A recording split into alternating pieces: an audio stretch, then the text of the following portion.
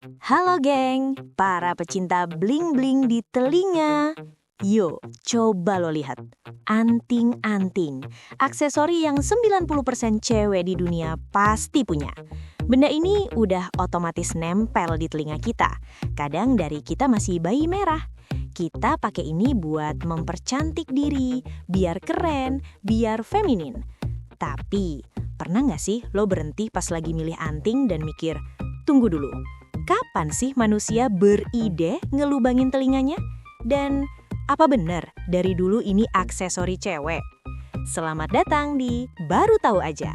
Dan hari ini kita bakal bedah tuntas sejarah gila di balik anting-anting. Siap-siap, spoiler alert paling gila. 1.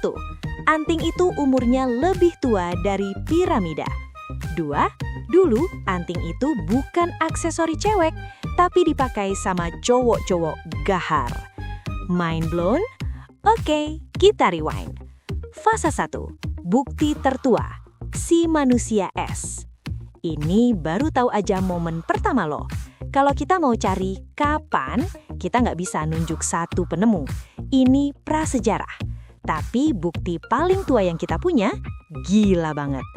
Ilmuwan nemuin mumi manusia yang awet kebeku di es di pegunungan Alpen, perbatasan Austria-Italia. Namanya Ötzi the Iceman. Umurnya, dia hidup sekitar 5.300 tahun lalu, zaman perunggu. Dan coba tebak, si Ötzi ini yang 100% cowok, telinganya ditindik.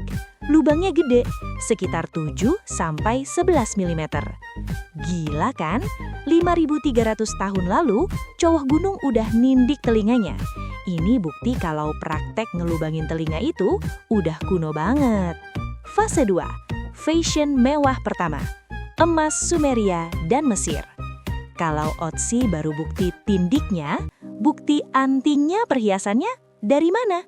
Kita terbang ke Sumeria, sekarang Irak. Di makam kerajaan Ur, sekitar 2.500 SM, arkeolog nemuin harta karun. Dan mereka nemuin anting emas berbentuk hoops atau bulat. Dipakai sama siapa? Raja dan ratu. Yap, dua-duanya. Terus lihat Mesir kuno, Fir'aun atau raja kayak Tutankhamun, di muminya telinganya dilubangin dan ditemuin anting-anting emas yang super rumit. Lagi-lagi, cowok. Jadi, baru tahu aja momen kedua loh. Di peradaban pertama, anting adalah simbol status unisex. Ini bukan soal cantik, ini soal gue kaya bro. Emas itu mahal, pakai emas di kuping sama dengan CV kekayaan yang lo bawa kemana-mana. Fase 3, kenapa mereka pakai? Jimat dan uang kuburan. Kalau orang kaya pakai buat status, terus rakyat biasa ngapain? Disinilah mistisnya masuk. Ini baru tahu aja momen ketiga loh. Di banyak budaya kuno, lubang di tubuh, telinga, hidung, mulut dianggap gerbang masuk yang lemah. Roh jahat, iblis, atau penyakit dipercaya bisa nyelip masuk lewat lubang telinga. Solusinya, gerbangnya harus dijaga. Mereka menggantungin jimat di lubang itu. Jimatnya apa? Anting. Apalagi kalau antingnya dari logam mulia, emas atau perak. Dipercaya kekuatannya lebih gede buat ngusir si roh jahat. Jadi, anting adalah satpam gaib pertama. Dan ada satu lagi fungsi gila dari para pelaut zaman dulu. Lo lihat di film Pirates of the Caribbean, bajak laut cowok pakai anting hoop gede kan? Itu 100% akurat. Kenapa? Itu adalah uang kuburan mereka. Hidup laut itu keras, tiap hari bisa mati, badai, karam. Kalau mereka mati dan jasadnya terdampar di pantai antah berantah, mereka pengen dikubur secara layak, Kristen atau Katolik. Anting emas besar yang mereka pakai itu adalah uang bayaran. Itu pesan buat siapapun yang nemuin jasad mereka. Tolong, ambil anting emas gue ini. Pakai duitnya buat ngebiayain penguburan gue yang layak. Gila kan? Fase 4.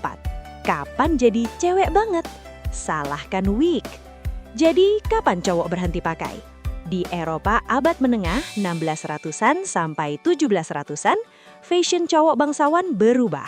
Mereka mulai pakai wig gede yang warnanya putih dan keriting-keriting. Dan mereka pakai kelar baju tinggi yang berenda-renda. Apa yang ketutup? Telinga. Ngapain pakai anting mahal kalau ketutup wig? Nggak praktis. Akhirnya fashion anting buat cowok mati. Tapi cewek justru sebaliknya. Para cewek bangsawan fashionnya nyanggul rambut ke atas. Leher dan telinga mereka terekspos. Boom! Inilah era pestanya anting cewek. Anting berlian, anting mutiara, anting panjang. Sejak itulah di barat, anting dicap sebagai perhiasan feminin. Kesimpulannya, jadi sejak kapan cewek pakai anting? Sejak 5.000 tahun lalu. Sama kayak cowok, ini adalah salah satu perhiasan paling unisex di sejarah. Dia dicap cewek baru belakangan cuma gara-gara tren wig. Gimana? Lo baru tahu kan?